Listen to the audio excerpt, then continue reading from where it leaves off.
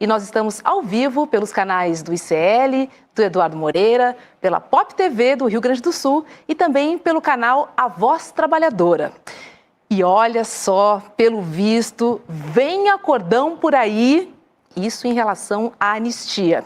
É que cresce no Congresso a ideia de reduzir penas para os executores de 8 de janeiro e aumentar para os mandantes. Essa seria, então, uma alternativa para a anistia bolsonarista.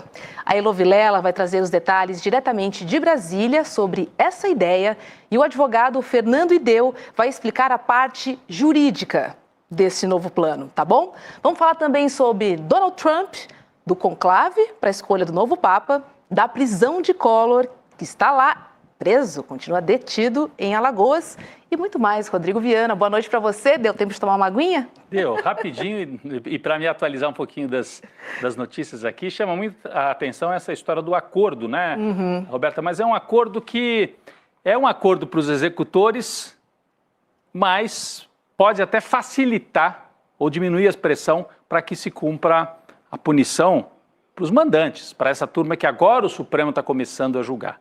Então, o discurso da extrema-direita é, coitados dos que estavam lá na Praça dos Três Poderes, né? Como se eles fossem apenas, assim, desavisados e não eram, mas tudo bem. Então, o acordo propõe o seguinte, vocês estão com pena daqueles ali? Então, vamos diminuir um pouco a pena deles, né? Eles ficam menos tempo na prisão, mas em compensação, vamos agravar a pena dos mandantes, do Bolsonaro, general Heleno, dessa turma que está sendo agora, já virou réu no Supremo Tribunal Federal. Mas a Heloísa Vilela vai entrar para trazer bastidores sobre isso, né, Roberta? Pois é, porque o PL não deve estar gostando nada dessa ideia, né? Não deve. Vamos chamar a Elô para conversar com a gente. Oi, Elô, boa noite, seja bem-vinda. Boa tarde ainda, na verdade. Boa tarde, Roberta. Oi, Rodrigo. Olha, eu vou começar surpreendendo com vocês, porque o PL está gostando muito de uma parte dessa ideia. Eu conversei com um deputado do PL hoje, que é um cara que é assim, muito articulador dentro do partido. Ele aparece pouco, até porque articula muito. E ele estava falando assim, que é um bom começo. Um projeto de lei como esse é um bom começo, porque não existe nenhuma obrigação do projeto entrar de um jeito no Congresso e acabar saindo de outro. Então, o que esse deputado defende o tempo todo é anistia ampla, geral e restrita. Eu falei com ele, olha, não é isso que está se propondo. A sua ideia de anistia ampla, geral e restrita fica para trás com esse projeto. Ele falou, mas esse é só o começo, é um bom passo. E aí ele disse, claro que a gente que está do lado de cá brigando por essa anistia considera uma vitória o fato dessa discussão ganhar corpo dentro do Congresso. Então, o que eu achei muito curioso isso, porque eu conversei também com um deputado da esquerda, que falou, olha, vejo com bons olhos, acho que é um bom caminho, porque a gente vai desinflar esse discurso deles, que eles estão preocupados com a moça do batom, quando na verdade a gente sabe que eles querem anistia, para levar a cara do Bolsonaro, do Braga Neto, do Heleno, etc, etc, etc. Então, enquanto a esquerda está vendo como uma boa maneira de esvaziar o discurso bolsonarista e manter penas duras para quem tentou, planejou e mandou fazer o golpe, né, a tentativa de golpe, a direita está achando que saiu vitoriosa porque conseguiu fazer com que esse debate finalmente ganhe corpo no Congresso. Quando no começo a gente dizia que o Senado não ia sequer analisar nenhuma proposta nessa linha, a pressão que a direita fez deu algum resultado, porque já vai vir uma proposta diretamente apresentada pelo presidente do Congresso, que é o presidente do Senado. Então, me parece que, em vez de enfrentar até o fim e dizer esquece, não tem isso, está se procurando aí um meio termo que, de alguma maneira, empodera a extrema-direita, na minha opinião. Deu um fiozinho de esperança, né, Elô, pelo jeito, entendi. E lembrando, né, Elô, que hoje, exatamente hoje, o Bolsonaro convocou mais uma manifestação lá de dentro da UTI, onde ele disse que ele foi invadido lá pelo oficial de justiça, que absurdo, mas lá de dentro ele continuou fazendo política, fez live, deu entrevista e agora convocou até manifestação pró-anistia, mais uma em Brasília, provavelmente ele não vai certamente ele não vai estar lá, né, porque está dentro do hospital ainda, está na UTI, mas mostra que eles seguem com a tentativa de pressão. A gente vai voltar a esse assunto um pouquinho mais à frente, né? Fale, Elô. E está dobrando a aposta para pressionar o Congresso, vai fazer uma manifestação em Brasília. Então, se você começa a somar essa discussão, ganhando corpo dentro do Congresso, mesmo que não tenha nada das características da anistia que eles estavam propondo, mas você mantém o assunto vivo, que já devia ter sido enterrado há muito tempo. E outra coisa que me chama a atenção e que, de fato, me preocupa, como disse esse articulador do PL, nada significa que a lei que está entrando agora de um jeito vai sair do mesmo jeito. Essa proposta do Alcolumbre vai rediscutir as penas para tentativa de golpe. Você vai começar a mexer com esse projeto, com essa lei, no momento em que você tem um Congresso, uma Câmara de maioria direitista como a gente tem. Você não corre o risco de ter, no meio do caminho, uma mudança nessa lei que acabe sendo como o artigo da anistia que eles estavam querendo, que golpe só é crime se o golpe de Estado se confirmar. É isso que eles querem. Então eu acho perigosíssimo abrir esse precedente de mexer nessa lei, mesmo que seja só para tratar das penas, porque o resultado final desse processo, quem é que vai controlar? Pois é, Lô. Vamos falar um pouquinho sobre a prisão do ex-presidente Fernando Collor, porque o STF retomou hoje, no plenário virtual, o julgamento que analisa a decisão do ministro Alexandre de Moraes, que determinou a prisão de Fernando Collor. O STF já formou maioria para manter Collor preso. Ele está detido num presídio em Maceió. 6 ministros já votaram. São eles Alexandre de Moraes, Flávio Dino, Edson Fachin, Luiz Roberto Barroso, Carmen Lúcia e também Dias Toffoli. Na sexta-feira, o ministro Gilmar Mendes havia pedido destaque, na votação, o que levaria o julgamento para o plenário físico. Mas no sábado ele desistiu. Segundo a apuração da TV Globo, o STF quer um desfecho rápido no julgamento diante da importância do caso. Heloísa Vilela, no final de semana, muita coisa aconteceu também, né? Entre elas, o Gilmar Mendes desistiu. Gilmar Mendes caiu na real, né? E eu acho que, assim, só tem um comentário para essa história toda do Collor. Perdeu, mané. Demorou, mas perdeu, né? Perdeu o Marajá. Poxa vida, gente. Perdeu o Marajá. Quantos anos para botar esse cara na cadeia? É impossível. Então, eu acho que, assim, eu não sei o que aconteceu, qual era a intenção do ministro Gilmar Mendes, mas eu acho que foi claramente um recuo para acabar rapidamente com essa novela, antes que vire uma novela, né, o Collor. E eu acho que não mobiliza mais ninguém tentar defender Collor, sabe? Não tem menor tração na sociedade, tá nem aí para ele. Então, é prender mesmo, fazer valer a lei, que já devia ter acontecido há pelo menos 2 décadas, né? E acho que o Collor vai ter, assim, começar a cumprir logo, para passar logo 1/6 da pena e poder progredir para a prisão domiciliar. Se é que não vai conseguir antes, né? Porque a tentativa dele, como a gente diz aqui no começo do programa, e a gente vinha dizendo desde de tarde, então, no ICL urgente, essa coisa, o advogado dele alegou que ele tem uma série de doenças, só que o Collor, Roberta, Elô e todas e todos que nos acompanham, acho que a Roberta vai trazer, mas naquela imagem que apareceu agora há pouco aí na tela, da audiência de custódia, eu assisti a audiência inteira depois, né? O juiz pergunta claramente e objetivamente: o senhor toma algum remédio de uso controlado, de uso contínuo? Ele disse não. Pois é, mas eu lembro que ele tem transtorno afetivo bipolar, Rodrigo.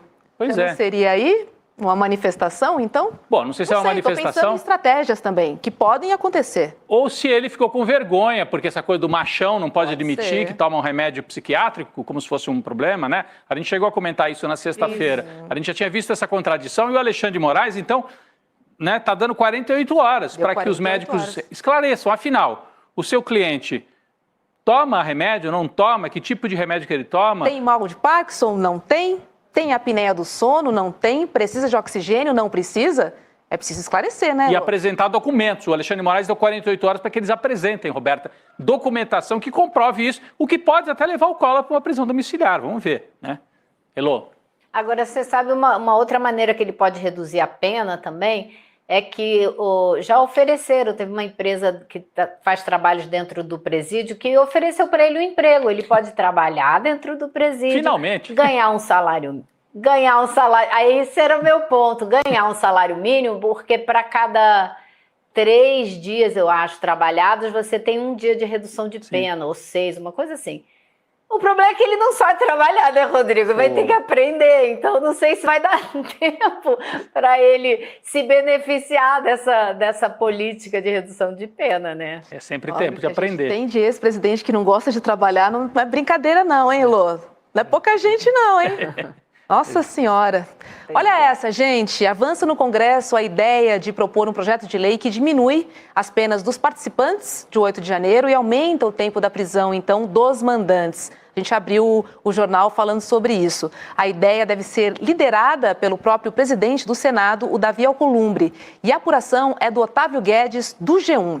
Essa solução seria, inclusive, de agrado do próprio STF, também não seria rejeitada por Lula e teria também o apoio de Hugo Mota. Estamos aqui falando de um projeto, digamos assim, alternativo ao da anistia, o que coloca esse assunto de novo na roda. Agora, aumentar o tempo de prisão dos mandantes, como a Elô comentou aqui, né, e talvez diminuir o tempo, né, de quem de fato executou, fiquei surpresa ao Elô comentar que agradaria ao PL, simplesmente pelo fato de botar esse assunto de novo na roda. Mas favoreceria Bolsonaro de alguma forma, Rodrigo? Eu não vejo, não sei, me parece que não. Me parece que é uma tentativa, pelo menos em tese, mas a Elô já apresentou aqui qual é o risco. O risco é a tese ser essa de você tira o discurso de que está perseguindo os pequenos, né? Mas o risco é entrar de um jeito e sair de outro lá durante o debate no Congresso Nacional. Só para fazer ressaltar um ponto, eu já passo para você, Elô, desculpa, que a lei, se ela mudar e diminuir, ela só pode diminuir pena, ela não poderia aumentar, até pode aumentar, mas não pode, tem que valer você não pode retroagir lei para prejudicar quem é réu. Então, você não poderia aumentar a pena agora, por exemplo, o Bolsonaro, isso não, mas você poderia diminuir a pena dos executores, né? Para os mandantes seria o que já está valendo na lei hoje. Elô, diga. Exatamente, é isso, assim, é você tornar a lei ainda mais rígida para quem no futuro tentar organizar, planejar um golpe de Estado. Então não vale para Bolsonaro, Helena, etc, etc, mas valeria para qualquer pessoa que tente dar um golpe de Estado no futuro, é exatamente isso. Agora, a maneira de reduzir a pena para quem já foi julgado, você pode fazer 2 coisas. Uma, você mexe na lei, que hoje coloca 8 a 12 anos de cadeia, né? A abolição violenta do Estado Democrático de Direito são 8 anos. Golpe de Estado são 12. Você pode diminuir um pouco essas penas, ou outra forma é você não acumular. Então, você ser condenado só por tentativa de golpe de Estado e não por abolição violenta do Estado Democrático de Direito ou vice-versa. Então, dessa maneira, você reduz a pena de muita gente que está lá. E aí, você mexer você ter que cumprir só 1/6 ou 2/3 da pena, o que for, né? Assim você pode também reduzir o tempo de cadeia. Então, eu acho que isso tem muito claramente um entendimento, porque pelo que o próprio ministro Barroso, presidente do Supremo, disse numa entrevista que ele deu ao Globo no fim de semana, ele fala: anistia não cabe discutir, porque o que foi feito no 8 de janeiro e o que se planejou para se fazer é imperdoável. E os mandantes desse crime sequer foram condenados ainda. Então você não pode juridicamente dar um perdão, dar uma anistia para quem nem foi condenado ainda. Então ele diz, não é caso de anistia. Agora, também não é decisão do Supremo mexer nessas penas, porque o Supremo está julgando casos e aplicando a lei de acordo com a maneira como ela foi escrita, que quem escreve a lei é o Congresso. Se o Congresso mudar a lei, aí sim pode haver mudança. Então, isso sim é da competência do Congresso. E a conversa toda já deixou muito claro que ele também participa dessa negociação. Tanto o Barroso quanto o Alexandre de Moraes estariam de acordo com essas mudanças. Por quê? Primeiro, porque atende a um anseio de parte da população que acha que algumas dessas pessoas que estavam lá no dia 8 pegaram penas pesadas demais. E segundo, distensiona a relação do STF com o Congresso, né, porque atende demandas e dá a eles, né, o protagonismo de mudar na lei e com isso mudar as penas e exercendo o que é da competência deles, né, e dá também uma facilitada na vida de todo mundo, porque é um acordo do qual participam todos. O Supremo está discutindo isso com o Hugo Mota, com o Davi Alcolumbre e com a anuência do Palácio do Planalto. Então, os três poderes estariam, de alguma maneira, né, em concordância a respeito dessa mudança. Todos envolvidos, né, Elô? Você falou dessa entrevista do ministro Luiz Roberto Barroso para o Globo. Eu tenho um trechinho dela aqui. Vamos botar aqui para ler o que ele falou. Ele disse o seguinte, olha, a solução para quem acha que as penas foram excessivas é uma mudança na lei. Não acho que seja o caso de anistia, porque anistia significa perdão. E o que aconteceu é imperdoável, mas redimensionar a extensão das penas, se o Congresso entender por bem, está dentro da sua competência. De fato, Elô, aqui foi uma pista aí fácil, né, sobre o acordão, vindo pelo próprio ministro, né? Presidente do Supremo Tribunal Federal. Eu acho que ele deixou claro por onde vai esse entendimento, né? E fazendo o mesmo discurso que o Davi Alcolumbre e o Hugo Mota estão fazendo. Os dois, tanto o Hugo quanto o Davi Alcolumbre, se recusaram terminantemente a levar adiante a proposta de anistia da maneira como ela foi apresentada pelo PL. Isso daí era ponto pacífico, isso não ia avançar. Então, se o PL agora acha, né, vantajoso discutir essa proposta do Alcolumbre, mesmo que não seja exatamente o que eles estão querendo, isso também já vai facilitar o trabalho dentro da Câmara dos Deputados, onde eles estavam ameaçando atrapalhar os trabalhos ainda mais, fazer mais pressão e etc., né? Então, eu acho que facilita a vida de todo mundo, inclusive do próprio Hugo Mota, que sai desse imbróglio como um bom negociador que está tentando atender alguns anseios de um lado, de outro, conversando com o Alcolumbre, os dois jogando muito juntos, né? Então, acho que tem toda essa vantagem para quem está começando, né, como presidente da Câmara, um presidente jovem e com o primeiro mandato. Acho que para ele também acaba sendo ponto positivo.